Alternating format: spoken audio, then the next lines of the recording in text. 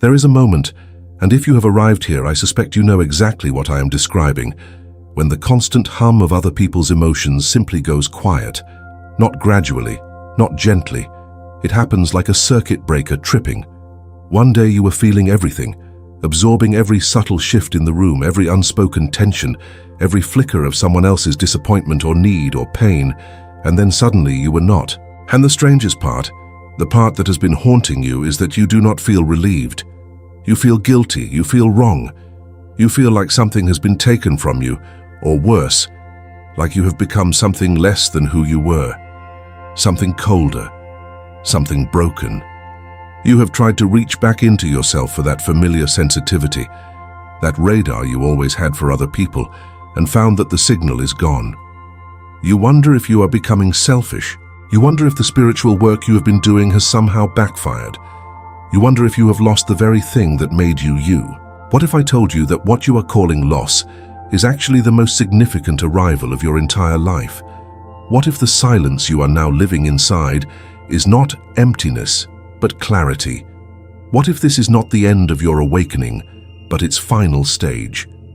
Let us think carefully about what has actually been happening, not with mystical language, not with easy reassurances, but with the kind of honest philosophical attention that this experience deserves. For most of your life, you understood yourself through your sensitivity. You were the one who felt things.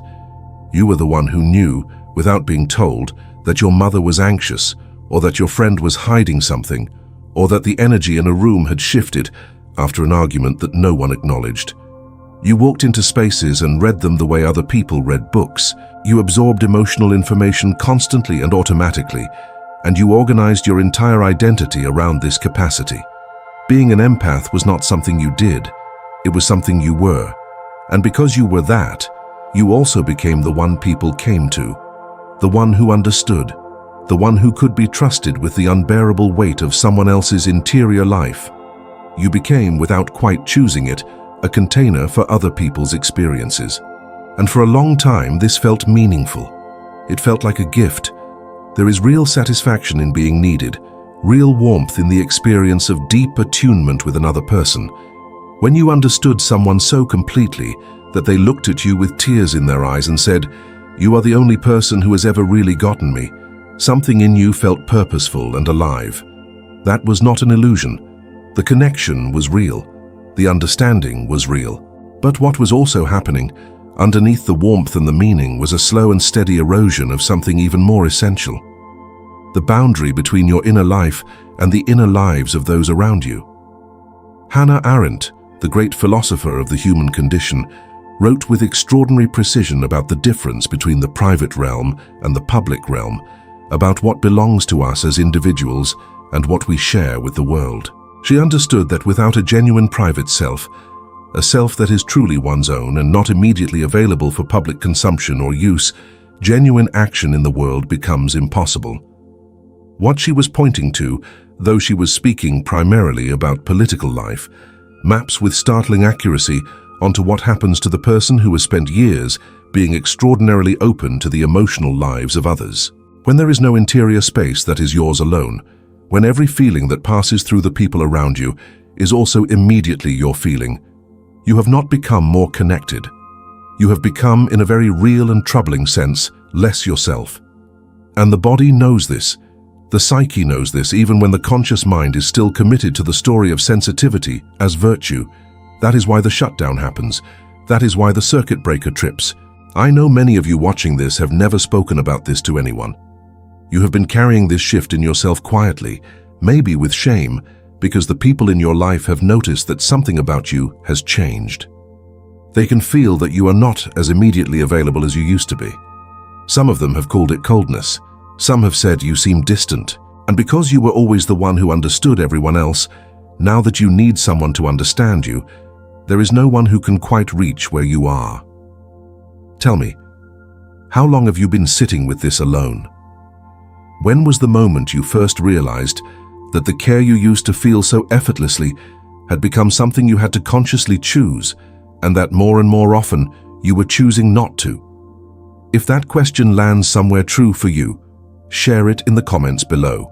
Not because I need a number or a story, but because someone else watching this is sitting in exactly the same quiet room you are in, and they need to know they are not the only one. If the words are hard right now, just type this: I thought something was wrong with me. That is enough, because naming it is the beginning of understanding it.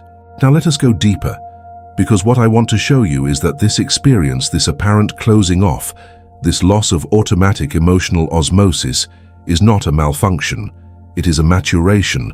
But to understand why, we have to be willing to examine something uncomfortable about the way empathy is usually celebrated and discussed. In most spiritual and psychological communities, empathy is treated as an unambiguous good. To feel what others feel is presented as a mark of spiritual development, as evidence of an open heart, as proximity to enlightenment. The empath is often held up as someone more spiritually advanced, more conscious, more evolved than the average person who moves through the world, somewhat insulated from the inner weather of those around them. And because this story is so pervasive, and because it feels so good to be in it, most highly sensitive people never stop to examine whether the mechanism they have identified as their greatest gift might also be the primary vehicle of their suffering. Here is the question that I want you to sit with, a question that I think you already know the answer to, even if you have been afraid to acknowledge it. Were you actually feeling what other people felt?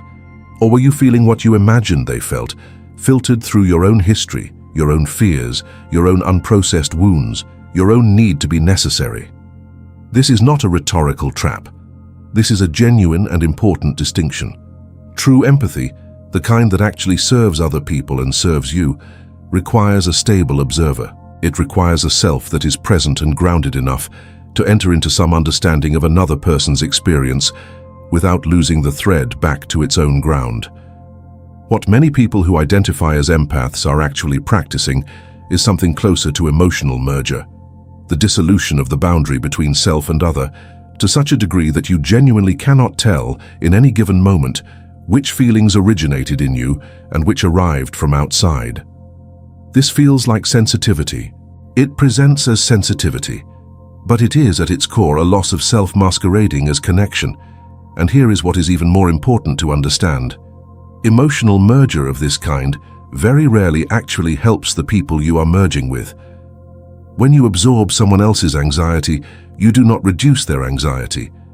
When you take on someone else's grief, you do not lighten it. What you do is create a dynamic in which the other person's emotional state becomes the organizing principle of your shared interaction.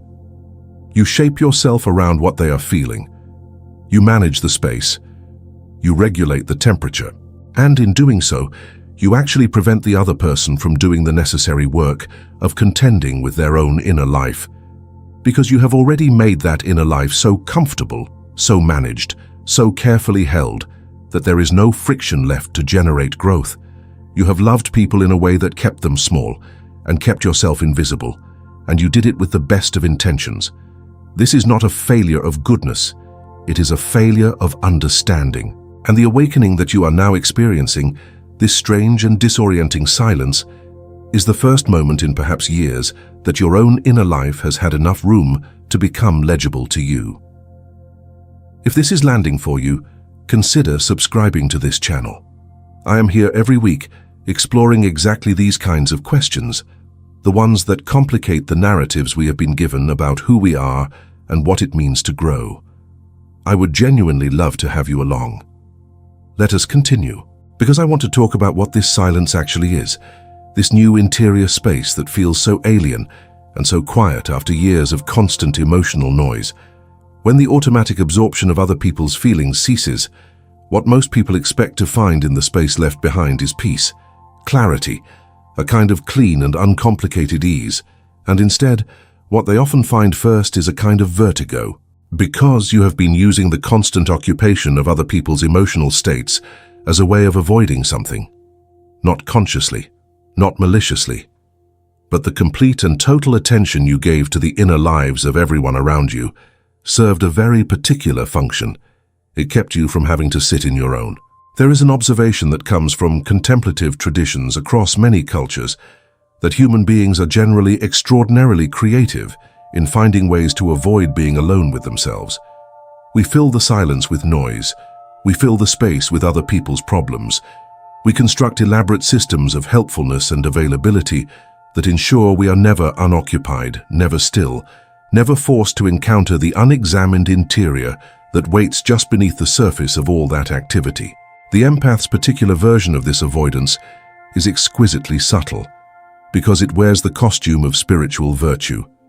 How can you be avoiding yourself when you are so deeply engaged with others? How can you be running from your own inner life when you seem so extraordinarily attuned to inner life in general? But this is precisely the trap. The sensitivity you directed outward so generously was never purely altruistic. It was also functional. It was a technology of distraction, so elegant and so sophisticated that you genuinely mistook it for enlightenment.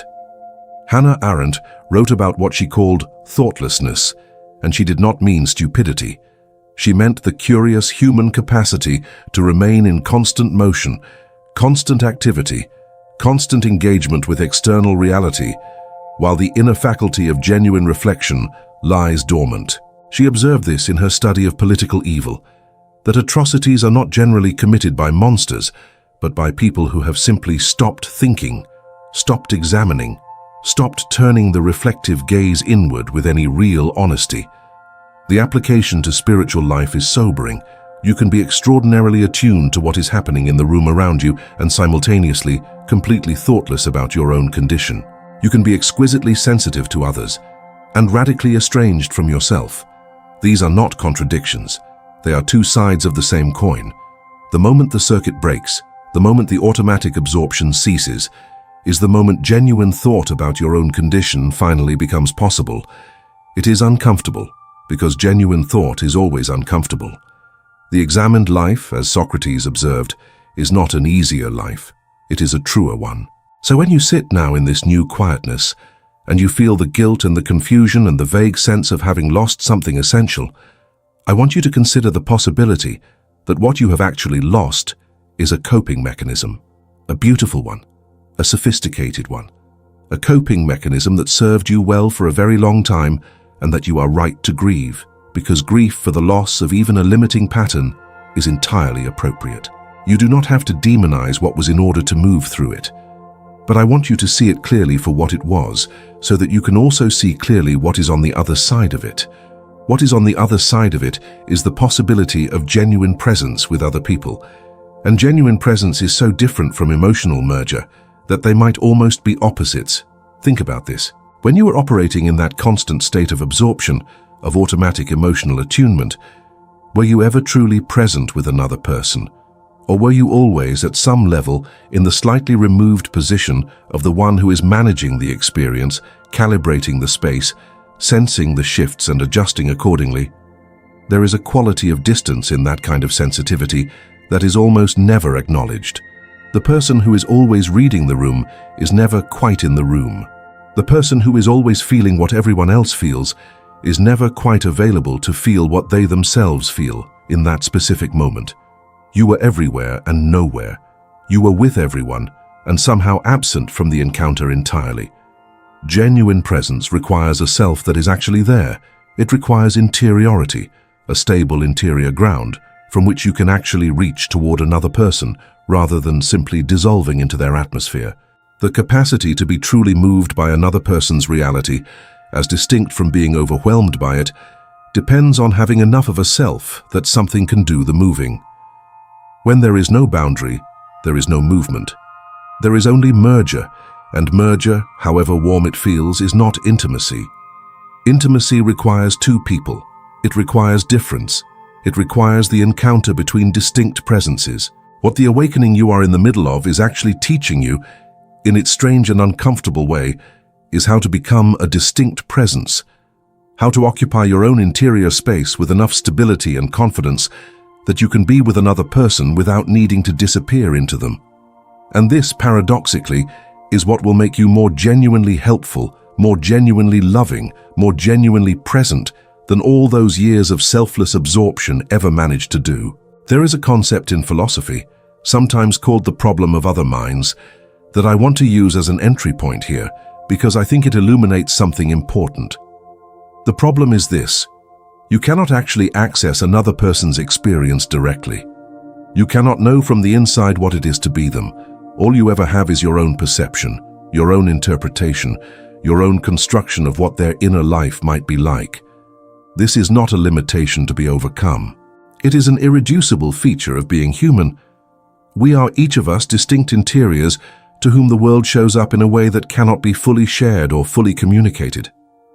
The most honest and the most profound connection between people is not the pretense of merger, but the genuine attempt to reach across the unbridgeable distance with care and curiosity and respect. When you understand this, the sensitivity you once had, that radar, that absorption, begins to look a little different. It begins to look like a very sophisticated story you were telling yourself about connection, a story in which the distance between people could be dissolved, in which you could be so attuned that you essentially became the other person for a moment, that you could know them from the inside. But you were never actually knowing them from the inside. You were knowing your projection of them, your interpretation of their signals, filtered through your own history and nervous system and unresolved material. The merger was always, at bottom, a meeting with yourself.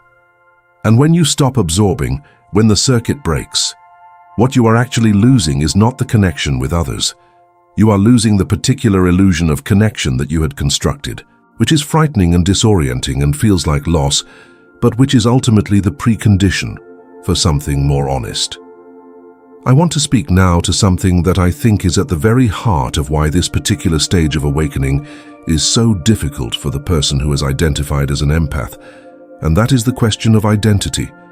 You were the sensitive one, the caring one, the one who felt everything, and you organized your sense of who you are around that identity so thoroughly for so long that when the mechanism breaks down, it does not just feel like losing a capacity, it feels like losing yourself.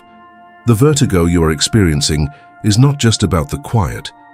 It is about not knowing who you are when you are not performing, even unconsciously, the role of the one who feels everything. Arendt was deeply interested in the question of identity and what she called the space of appearance, the arena in which we become ourselves through our actions and our words, in which we reveal who we are through what we do.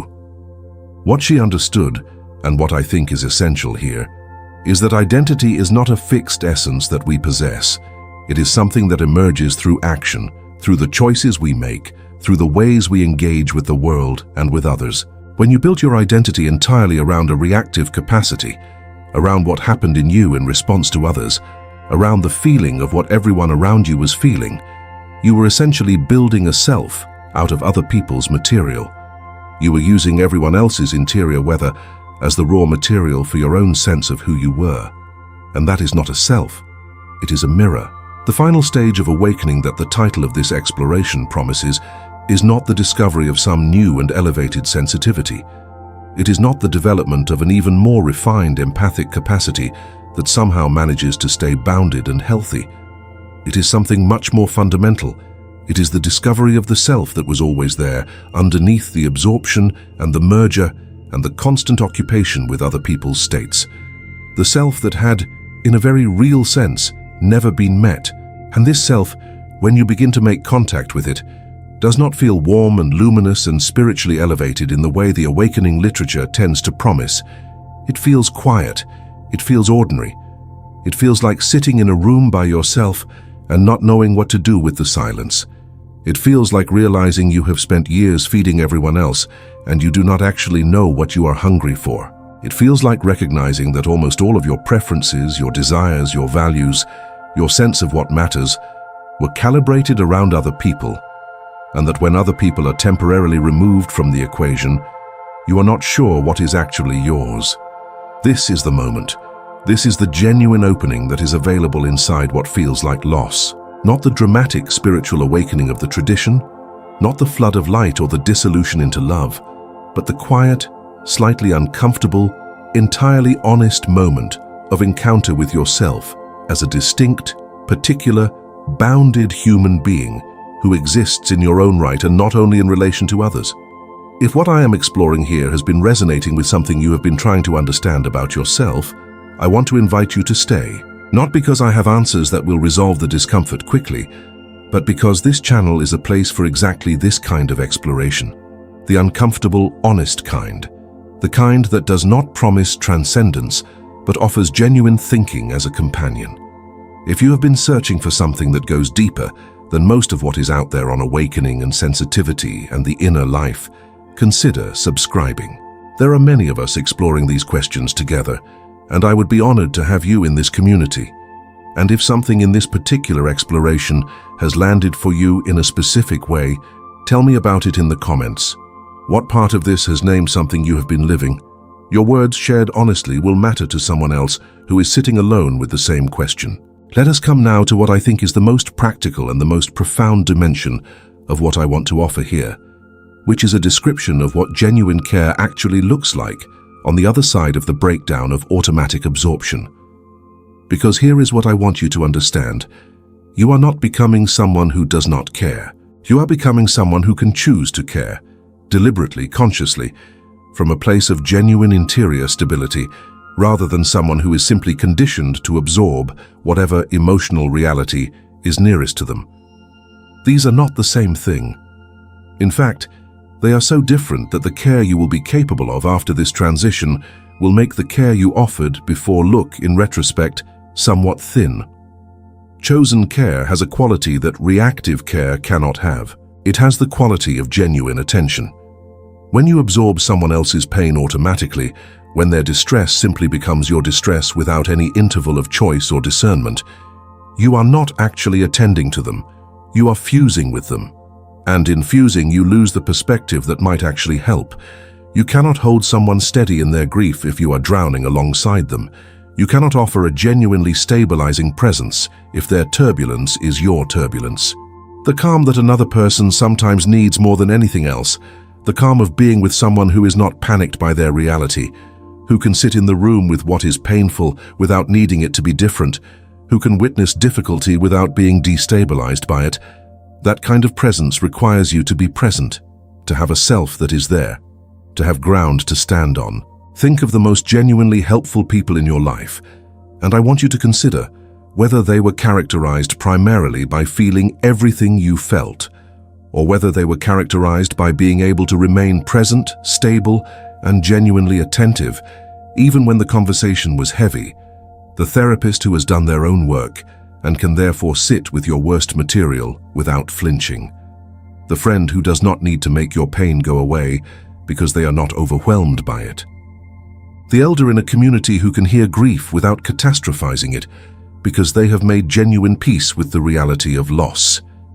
These people are not unfeeling. They are not cold. But they are grounded in a way that made real contact possible. They were not absorbing your experience. They were witnessing it. And witnessing, genuine witnessing, is a far more profound gift than merger ever managed to be. This is what is available to you now on the other side of the breakdown. The capacity to witness, to be genuinely present, fully attentive, actually there with another person, without losing yourself in the encounter. This requires practice. It requires the development of an interior life that you are still very much in the early stages of meeting. It requires the cultivation of a kind of stability that will feel unfamiliar, possibly even cold for a while, because you are used to interpreting emotional involvement as evidence of care and emotional steadiness as evidence of distance. But that equation, which you absorb from the culture and from your early experiences, is not accurate. It is a story about care, not care itself. There is something else I want to say about this transition, which has to do with the people in your life and how they may be responding to the changes they are sensing in you. Some of them will not like it. Some of them, the ones who are most accustomed to your availability, most dependent on your constant attunement, will experience your withdrawal from automatic absorption as abandonment. They may become more demanding, more distressed, more insistent on the version of you that they knew. And I want to be honest with you about what is happening in those relationships, because understanding it clearly will help you navigate it without guilt. The people who are most disturbed by your new groundedness were, on some level, organized around your old availability. The relationship had a particular architecture in which your role was to feel and absorb and manage and adjust, and their role was to be felt and absorbed and managed and adjusted for. This is not a relationship between equals. It was a relationship between someone who had essentially disappeared into service and someone who had, perhaps without knowing it, come to rely on that disappearance. When you stop disappearing, when you become more present as a distinct person with your own interior, your own limits, your own needs, the architecture of the relationship is disrupted. And the person who is comfortable in that architecture will register the disruption as your failure, not as the beginning of the possibility of something more honest between you. You are not required to go back to the previous version of yourself in order to ease their discomfort. You are allowed to hold your ground, and holding your ground is not cruelty. It is the precondition for any genuine relationship to develop between you, one that is between two distinct and present people, rather than between a person and their emotional caretaker. This brings me to something that Arendt discussed as natality, a concept I find endlessly useful and beautiful. Natality is her term for the fundamental human capacity for new beginnings. Because we are born into the world, and because each of us arrives as a genuinely new presence, each of us carries the capacity to initiate something that has never existed before. Every action that proceeds from genuine interiority, from the self that is truly yours, participates in this quality of newness, this quality of genuine beginning. Arendt understood this as one of the most profound and undervalued aspects of human existence. We are not merely the product of our histories. We are not only the accumulated weight of what has been done to us and in us and around us. We are also, always, the possibility of something genuinely new. The capacity to begin. What this stage of your awakening is opening is precisely this: the capacity to begin from yourself, to act, to relate, to love, to engage, from a place that is genuinely interior, that is genuinely yours, rather than as a reflection of whatever emotional reality happens to be present in your vicinity. This is not a small thing. For someone who has spent years operating as a kind of emotional mirror, the discovery that you have an interior that is genuinely your own, from which genuine action, genuine choice, genuine beginning is possible, is one of the most significant experiences available to a human life. And yes, it is quiet at first. And yes, it is uncomfortable. And yes, the guilt will come, and the self-doubt, and the wondering whether you have become someone worse. You will move through those, not by resolving them, not by arguing yourself out of them, but by continuing to inhabit the interior space you are now discovering, continuing to sit with yourself, continuing to choose to turn the reflective gaze inward with honesty and patience, and the kind of compassion you have given to so many others and almost never given to yourself. The person who stops absorbing everyone else's emotional weather is not a failed empath. They are an empath who finally has enough of a self to offer something real. The care that comes from genuine groundedness, the presence that comes from genuine interiority, the love that comes from genuine choice rather than compulsive availability, these are not lesser than what you gave before. They are more. They are the only kind that actually reaches the other person because they come from someone who is genuinely there. There is a kind of light that comes from candles, and there is a kind of light that comes from the sun. The candle is beautiful. The candle is intimate and warm and wonderful in its particular way. But the candle disappears when the sun comes out, not because it has failed, but because there is now a different and more fundamental source of illumination. For years, you were the candle in every room you entered, warm, flickering, available, consuming yourself in the service of light. What is happening now in this strange and disorienting quiet is that you are encountering the possibility of becoming something more like the sun, not brighter or more dramatic, but more consistent, more grounded in something that does not require you to burn yourself in order to provide the warmth. This is what I want to leave you with, not as a conclusion, but as an opening. The empath who has stopped caring in the old way has not lost their capacity for connection. They have lost the particular unconscious mechanism through which that connection was channeled, a mechanism that was consuming them and was finally not even serving the people they most wanted to serve. What waits on the other side of that loss is not emptiness. It is the possibility of a more honest and more grounded engagement with the world and with other people, one that proceeds from a self that is actually present, actually yours, actually capable of genuine beginning. And that is not the end of anything. That is where things finally start.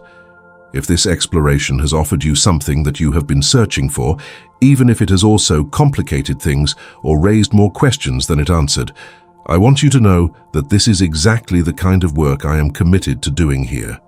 Not the work of easy reassurance or comfortable answers, but the work of genuine thinking, honest inquiry, the kind of exploration that respects your intelligence and your struggle and your capacity for real understanding.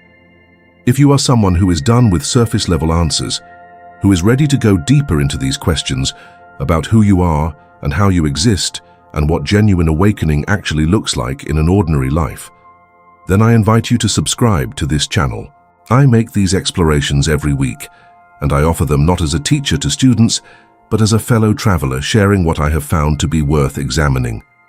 There are many of us here walking the same difficult and interesting territory, and we would be glad to have you with us.